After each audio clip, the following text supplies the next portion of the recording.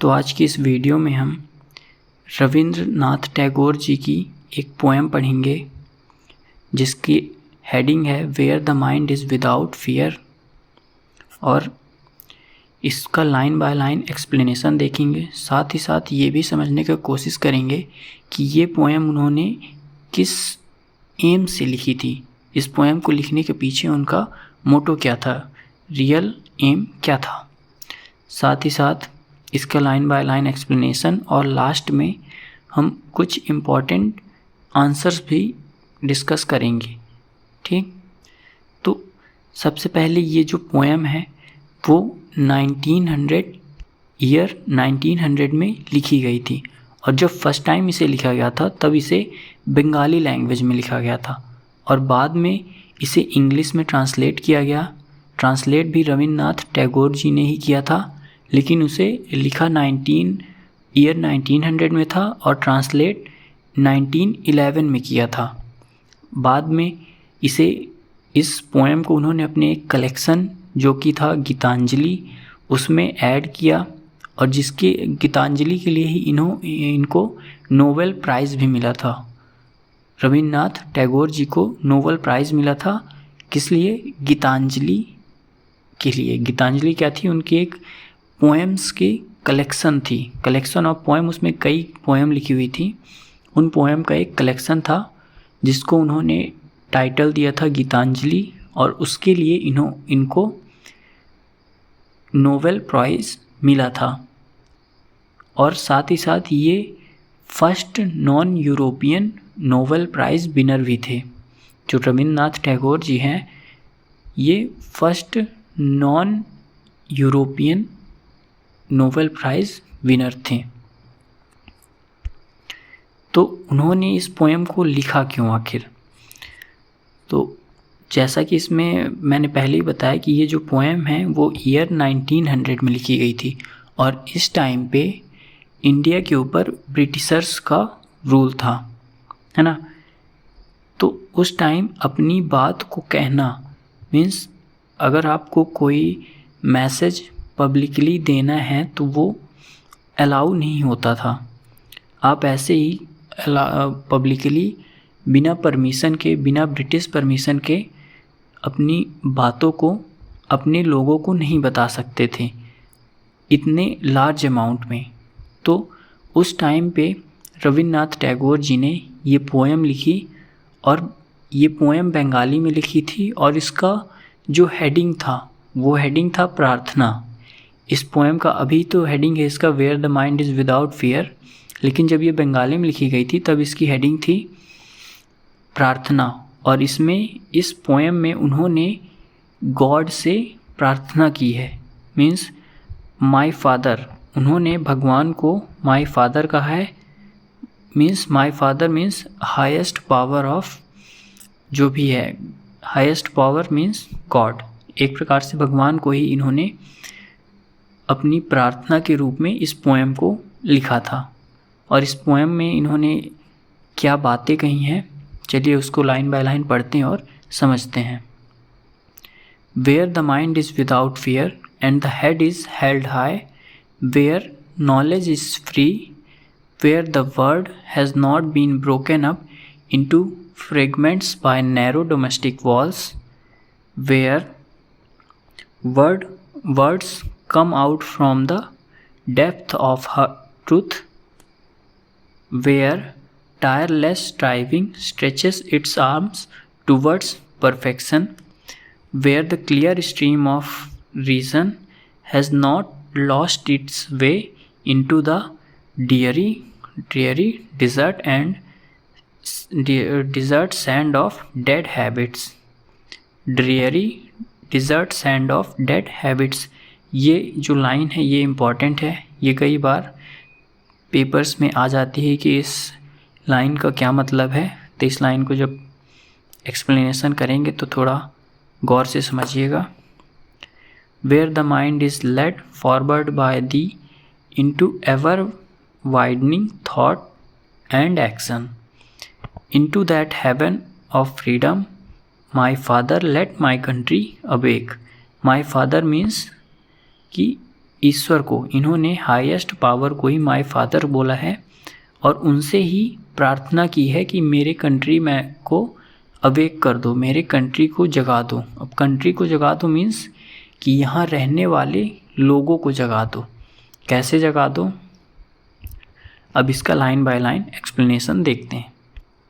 तो वो इस पोएम में ईश्वर से प्रार्थना करते हैं कि हे प्रभु, मेरे देश को ऐसा बना दो जहाँ where the mind is without fear and the head is held high, where knowledge is free.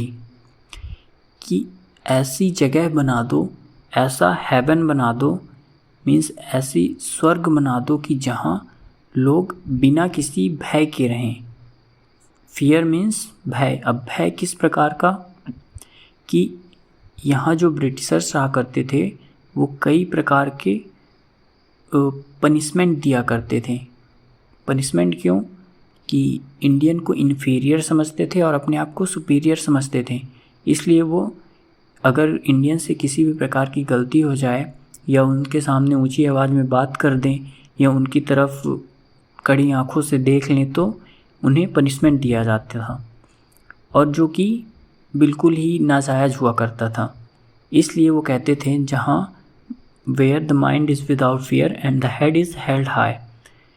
तो हे ईश्वर, मेरे देश को ऐसी जगह बना दो जहाँ सभी लोग भयमुक्त हों, किसी भी प्रकार का डर ना हो। अब डर किस किस चीज़ों का डर ना हो आगे हम पढ़ेंगे। And the head is held high, जहाँ सभी लोग गौरव के साथ अपना जीवन यापन कर सकें, मीन्स वो अपने पूरे सम्मान के साथ वहाँ रह सकें। वेयर नॉलेज इज़ फ्री, जहाँ नॉलेज फ्री हो। नॉलेज मीन्स हर टाइप की नॉलेज, ना कि केवल बुकिश लैंग्वेज में, मतलब बुकिश नॉलेज होनी चाहिए। अगर किसी को कुछ सीखना है तो भी फ्री में अवेलेबल हो। Where the word has not been broken up into fragments by narrow domestic walls. और ऐसी जगह बनाना जहाँ जो वर्ड है या जो हमारा देश है या दुनिया है वो टूटी हुई ना हो। छोटी छोटी narrow domestic walls. Domestic walls means कि यहाँ जाति, धर्म और जेंडर, इन सब को देखकर भेदभाव न किया जाए किसी के साथ भी। ऐसी जगह बनाओ जहाँ ये सब छोटे domestic walls, narrow domestic walls में ये जो संकुचित विचारधारा है, इस टाइप के बंटवारे ना हो हमारे देश में। Where words come out from the depth of truth, जहाँ जो लोग हैं वो सच बोलें, अपनी बातों को सामने रखें और पूरी सच्चाई के साथ अपनी बात लोगों के सामने रखें। Where tireless striving stretches its arm towards perfection, जहाँ लोग अपने आप को परफेक्ट बनाने के लिए या अपने काम को और अच्छे ढंग से करने के लिए टायरलेस स्ट्राइविंग मीन्स अथक प्रयास करें। स्ट्राइविंग मीन्स कोशिश करना या प्रयास करना। टायरलेस थकान रहित, बिना थके अपने काम के प्रति वो लगे रहें और पूरी सच्ची निष्ठा और मेहनत के साथ लगे रहें, ताकि वो अपने काम में बेहतर से बेहतर हो सकें, चाहे फिर वो काम हो या पढ़ाई हो या कोई और क्षेत्र हो। Where the clear stream of reason has not lost its way into the dreary desert sand of dead habits। और जो ये देश हो हमारा, उसमें क्या नहीं होना चाहिए, ये dreary desert sand of dead habits means बुरी आदतें नहीं होनी चाहिए। अब बुरी आदतें किस प्रकार की, कि किसी भी प्रकार के नशे का सेवन ना हो। ड्रेयरी डिज़र्ट मीन्स सूखा, बेरान, बंजर रेगिस्तान। और रेगिस्तान क्या होता है, रेगिस्तान में कुछ नहीं होता है, मीन्स यहाँ हरियाली या खेती वगैरह कुछ नहीं होती है। तो जिस तरह ज़मीन खराब होने के बाद, बंजर होने के बाद रेगिस्तान बनती है, वैसे ही हमारे यहाँ के जो लोग हैं वो बुरी आदतों में फंसकर, बुरी संगत में फंसकर, नशे का सेवन करके या फिर लड़ाई झगड़ा, चोरी चकारी करके इन सब बुरी आदतों से दूर रहें और where clear stream of reason, और जो वो काम करें वो अपनी पूरी सोच समझ के साथ करें, किसी भी प्रकार की अंधभक्ति ना हो, सुपरस्टिशन ना हो। पहले के ज़माने में क्या होता था कि लोग किसी के पीछे आंख मूंद के विश्वास कर लेते और अंधभक्ति में लग जाते, उसी जो वो कहता वही मान लेते।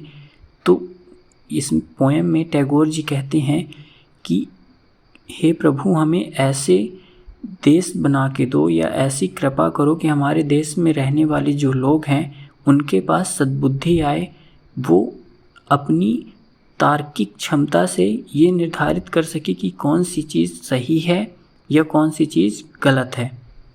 Where the clear stream of reason has not lost its way, जहाँ वो अपनी रीजन्स मतलब अपनी तर्क शक्ति से यह समझ सके कि क्या सही है क्या गलत है, वो इसमें खो न जाएं। और यदि वो ऐसा खो जाते हैं तो dreary desert sand of dead habits, तो डेड हैबिट्स करने लगेंगे, मीन्स बुरी आदतों में पड़ जाएंगे। तो वो प्रार्थना करते हैं कि हे प्रभु, हमें ऐसा देश दो जहाँ ये सब ना हो।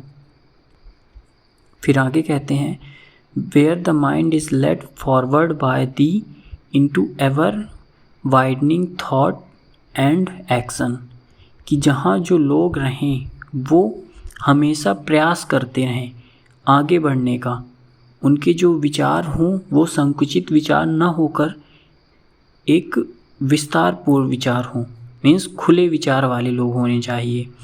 जो सती प्रथा या घूंघट प्रथा जो थी, इन सब के ऊपर बहुत ज़्यादा जोर न दें, इनको एक समय के साथ परिवर्तन को स्वीकार करते रहें और अपने आप को आगे बढ़ाते रहें, अपने विचारों को और भी वाइड करते रहें, मीन्स विस्तार करते रहें और कामों को भी आगे बढ़ाते रहें। फिर लास्ट में कहते हैं into that heaven of freedom my father let my country awake, हे प्रभु मेरे कंट्री को जगा दो, मीन्स कि इस देश में रहने वाले देशवासियों को ये बोध कराओ कि वो किस प्रकार के डेड हैबिट्स में लगे हुए हैं, मीन्स वो ब्रिटिशर्स की गुलामी कर रहे हैं, अपने हक के लिए ना तो वो खड़े होते हैं और ना ही वो सोचते हैं कि हमें अपने हक के लिए कुछ करना भी चाहिए। उनके ऊपर कोई आता है, वो शासन करता है, वो शोषित होते जा रहे हैं लेकिन अपने हक के लिए खड़े होने को नहीं सोच रहे हैं। तो ऐसे में वो कहते कि हे प्रभु, माय फादर मीन्स हे प्रभु मेरे देश को स्वर्ग के जैसे स्वतंत्र कर दो। Into that heaven of freedom means मुझे स्वर्ग के रूप में स्वतंत्रता चाहिए। अगर हम स्वतंत्र हैं तो कुछ भी कर सकते हैं, कुछ भी मीन्स कि हम अपने मन से कहीं भी रह सकते हैं, कुछ भी पढ़ सकते हैं, कहीं भी जा सकते हैं, अपने विचार रख सकते हैं किसी के साथ। तो इन सब चीज़ों की वो स्वतंत्रता चाहते हैं और इस पोएम के माध्यम से वो ये संदेश अपने देशवासियों को देना चाहते हैं। तो ये तो हो गई पोएम की बात। अब अगर हमें कोई क्वेश्चन आता है कि right the central idea of the poem, और जनरली सेंट्रल आइडिया से ही सारे क्वेश्चन के आंसर बन जाते हैं, तो हमें क्वेश्चन के आंसर की स्टार्टिंग कहाँ से करनी है। तो सबसे पहले हमें तो ये बताना है कि ये जो पोएम है इसका नाम क्या है, फिर ये किसके द्वारा लिखी गई है, कि रविन्द्रनाथ टैगोर जी के द्वारा लिखी गई, कब लिखी गई, ईयर 1900 में लिखी गई।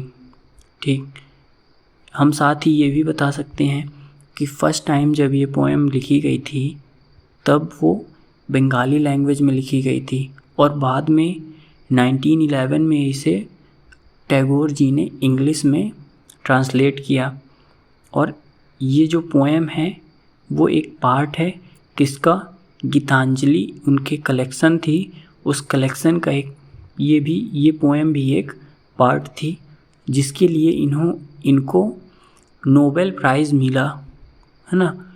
और साथ ही साथ हम ये भी मेंशन कर सकते हैं कि ये first non European Nobel prize winner भी थे। जो रविंद्रनाथ टैगोर जी थे वो पहले ऐसे नोबेल प्राइज़ विनर थे जो कि यूरोप में पैदा नहीं हुए थे। तो इन चीज़ों को भी हम अपने आंसर में लिख सकते हैं। जैसा कि इस बुक में समरी में दिया हुआ है कि one of the most widely read and discussed poem of Rabindranath Tagore is where the mind is without fear, कि ये जो where the mind is without fear poem है वो रविंद्रनाथ टैगोर जी की सबसे ज़्यादा पढ़ी गई पोएम्स में से एक है। The poem was originally written in Bengali language under the title Prarthana, और जब बंगाली लैंग्वेज में उन्होंने इस पोएम को लिखा था तब इसकी हेडिंग क्या थी, प्रार्थना, और जब इसे इंग्लिश में ट्रांसलेट किया तब इसकी हेडिंग है where the mind is without fear. और प्रार्थना मीन्स तो सबको ही पता है कि प्रार्थना मीन्स प्रेयर होता है, और ये जब लिखी गई थी तब किस में लिखी गई थी, बंगाली में जब लिखी गई थी तब ईयर 1900 चल रहा था, और इट वाज इंक्लूडेड इन नैवेद्य वॉल्यूम। इन 1911 Tagore translated his Bengali poem into English, और इसे 1911 में इन्होंने बंगाली लैंग्वेज से इंग्लिश में ट्रांसलेट किया। और वैसे तो इतनी सफिशिएंट है जानकारी, अगर आगे भी लिखना चाहें तो हम लिख सकते हैं कि इसे जो है first time Indian society London के एक उसमें आर्टिकल में छापा गया था, ये पब्लिश हुई थी। फिर क्या लिख सकते हैं कि ये इंडियन सोसाइटी लंदन में पब्लिश हुई थी, पब्लिश्ड इन ईयर। चलो ईयर तो ठीक है ना, ईयर ना भी लिखे तो चल जाएगा, लेकिन इतना तो लिख सकते हैं कि ये पब्लिश हुई थी किसमें, द इंडियन सोसाइटी लंदन में पब्लिश हुई थी। फिर उसके बाद क्या बता सकते हैं, the poem was written during the time period when India was under the British rule. ये पोएम तब लिखी गई थी जब इंडिया के ऊपर ब्रिटिशर्स रूल किया करते थे, and people were struggling to get independence, और यहाँ के लोग स्वतंत्रता के लिए स्ट्रगल कर रहे थे, मीन्स प्रयास कर रहे थे। Tagore wrote this poem in the form of prayer to God, और इस पोएम को उन्होंने ईश्वर से प्रार्थना के रूप में लिखा। The Almighty of for his nation to have full independence. As a result, throughout the poem Where the Mind is Without Fear, Tagore exposes his own vision of freedom. और इस तरह से उन्होंने अपने देश को आज़ाद करने के लिए अपना विज़न, मतलब अपना एक योगदान दिया, अपने विचारों को रखा कि अगर हम इन चीज़ों को अपनाते हैं तो हमारा देश जो है वो आज़ाद हो सकता है। फर्स्ट क्या था, पॉइंट वाइज भी इसका आंसर लिख सकते हैं कि इन्होंने फ्री एजुकेशन को हाईलाइट किया, जो इनकी पोएम है highlights the importance of free education. फिर rational thinking, critical, rational means की लॉजिकल थिंकिंग होनी चाहिए लोगों के अंदर। और क्या हो सकता है इसके अंदर, और हो सकता है कि हमें डेड हैबिट्स में नहीं पड़ना चाहिए, मीन्स हमारे जो एक्शंस हो वो पूरी लॉजिकल होनी चाहिए। ऐसा नहीं कि हम कुछ भी कर रहे हैं, हम जो भी करें वो पूरे सोच समझ के करें, है ना। और जो भी हम बात करें वो पूरी सच्चाई के साथ बोलें। और सबसे ख़ास बात जो हमारे देश में ये नैरो डोमेस्टिक वॉल्स थी, मीन्स जो भेदभाव वाला था और सुपरस्टिशन वाला था, जो एक पिछड़ी सोच थी, उन सब को छोड़कर हमें अपने देश को आगे बढ़ाना है। तो इन सब को छोड़कर एक होना पड़ेगा और एक होने के बाद ही हम अपने आप को फ्री कर सकते हैं। तो ये सारी बातें इन्होंने अपनी इस पोएम के माध्यम से लोगों को बताई हैं और इस प्रेयर में उन्होंने ईश्वर से प्रार्थना की कि हे प्रभु, हमें हमारे जो देशवासी हैं उन सबको सद्बुद्धि दें। ठीक। फिर एक लाइन आती है, why are habits compare to desert sand. अब हैबिट्स को डिज़र्ट सैंड से क्यों कंपेयर किया गया है? तो इसमें क्या है, poet made comparison between habits and desert sand because desert sand is arid and barren. जिस तरह से जो रेगिस्तान की ज़मीन होती है वो पूरी तरह से बंजर होती है, इट इज़ नॉट ग्रीन और life giving in any way. वहाँ ना तो पेड़ पौधे होते हैं, क्योंकि वहाँ जीवन ही नहीं होता है, या जीवन होता है तो बहुत कम होता है। इट इज़ नॉट ग्रीन, है ना, और लाइफ गिविंग, पूर्ण रूप से तो जीवन नहीं होता है। इसी प्रकार similarly dead habits are not good for people और सोसाइटी। अगर हम बुरी आदतों में लग जाएंगे तो ये ना तो हमारे लिए अच्छा होगा और ना ही समाज के लिए अच्छा होगा। People must not become slave to harmful habits. हमें बुरी आदतों का स्लेव, दास नहीं बन जाना है ना। That will negatively impact their lifes as well as the lifes of the nation. और राष्ट्र अपने आप में तो कुछ होता नहीं, उसमें रहने वाले लोगों से ही निर्धारित होता है कि वो राष्ट्र कैसा है, वो देश कैसा है। तो जिस देश के लोग इन बुरी हैबिट्स में फंसे होंगे, वो देश आगे विकासशील या विकसित कैसे होगा। यही सारी बातें उन्होंने अपनी इस लाइन के माध्यम से समझाने की कोशिश की है। As a result it preferable to spend the day with them. तो ये था इस पोएम का where the mind is without fear का डिटेल एक्सप्लेनेशन। साथ ही साथ हमने एक दो इम्पॉर्टेंट क्वेश्चन और समरी भी देखी कि इसकी समरी अगर हमें लिखनी हो तो ईजी वे में और एक अच्छे तरीके से कैसे लिख सकते हैं, ताकि पढ़ने वाले को भी थोड़ा इंटरेस्ट आए कि हाँ, इसमें कुछ अलग लिखा हुआ है। तो अगर हम ये सारी चीज़ें अपनाते हैं तो डेफिनेटली हमें ज़्यादा मार्क्स मिलेंगे एग्ज़ाम पेपर में। ठीक, तो बस आज के लिए इतना ही।